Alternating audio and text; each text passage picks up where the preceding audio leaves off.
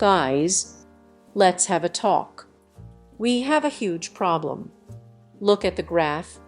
Less than 5% of you are subscribed to my channel. It doesn't take much to make me happy. How about 1 in 5 of you subscribe right now? Pushing inside my boss with her dress on MF. This story happened about 4 years ago. I often think about it because it felt so sudden and thrilling when it happened. I was 23 and working in a little coffee shop, trying to figure life out. I was coming off a bout of post-college depression and was kind of floating through life, hoping to figure out what it was I should be doing. Abby was 27 and my boss. She was a really cool person, a music PhD student. She sang opera and taught voice lessons on the side. She worked in this coffee shop because it was easy and gave her time to do schoolwork. There were hours when the shop would be empty and we would talk about all sorts of things. We had similar worldviews, but I learned a lot from her and loved talking to her. I also found her really attractive, a distinct perk when I was interviewing for the job. She had dark hair and enormous, almond-shaped eyes that got wider when she spoke about music. She had the body of a college swimmer, although a few years of intense grad school in between softened her curves. She had big, pillowy beasts that I would steal glances at when she was teaching me about the cappuccino machine or ringing up a customer. She also, unfortunately, had a boyfriend. Not that I was ever particularly serious about my chances with her. At that point I had never been with a woman older than me and 4 years felt formidable. I was also rather invested in being a good employee, I think to prove to myself that I could do something in the real world. So months went by and we became good friends. We'd talk during work, share laughs about customers and invent little games to pass the time. One morning, her big, beautiful eyes were puffy and she was clearly upset.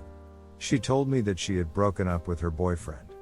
They'd been together 4 years, and she realized she didn't see herself marrying him. I awkwardly consoled her and felt genuinely bad, though not without a flicker of excitement. Things continued on as normal for a week or two, until one Friday Abby mentioned that she needed a drink. The coffee shop was in an area with lots of little bars, and she suggested that we go get sangria after we closed up at 4 p.m. This would be the first time we'd hung out outside of work, and I wasn't sure her intentions, but I quickly agreed. We strolled to a Mexican restaurant, one of those new ones that sell fancy Sikh tails and charge you for salsa, and ordered a pitcher of sangria and some guac. She was a great conversationalist when we were at work, and the sunshine and the alcohol just livened things up. We talked and laughed and our conversation got more flirtatious than it ever had. She asked me about my dating life, and I blushed while telling her about my misadventures on dating apps. She told me I'd have to teach her. She'd been out of the game so long and Tinder didn't even exist the last time she was single. I smiled and promised to impart whatever wisdom I had accumulated. Around 7 p.m., we left the restaurant and went for a walk. The neighborhood was really beautiful and we strolled around enjoying the warmth and the liveliness around us. She knew I lived nearby, and she suggested we go to my apartment for a beer. At this point, I was getting more confident and excited that something could happen. We kept brushing up against each other walking and there was a spark between us that neither of us had acknowledged before. We got to my apartment, and my roommate was in the living room, a welcome development that led us into my room. We sat on my bed, drank a beer and I suggested we watch Arrested Development, a show we both liked. We laid down and she put her head on my shoulder, and we giggled trying to get the laptop situated so we could both see if this isn't the hallmark of youthful hookups. I don't know what is. We watched about 45 seconds of the show before we kissed. It was slow and warm and really quite tender.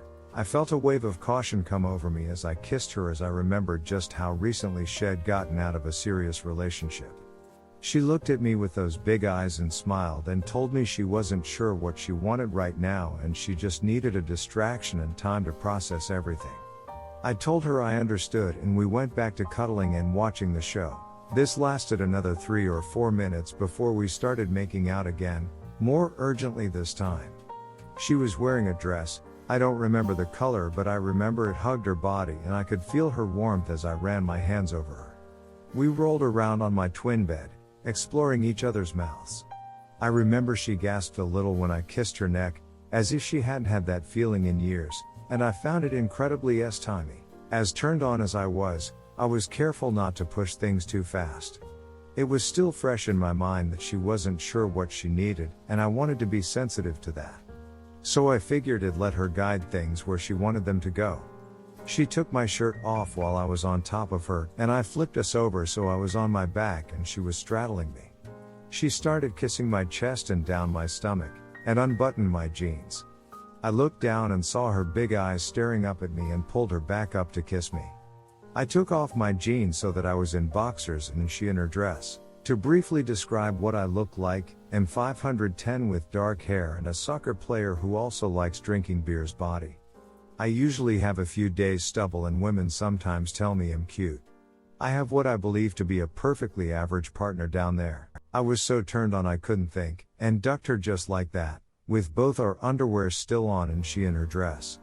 We didn't use any protection. We shared a stunned, surreal laughter glow and talked about what had happened. We ended up having time 5 or 6 more times before she finished grad school and moved, and had a lot of fun together. I still think about that first moment I pushed inside of her and it immediately turns me on, years later.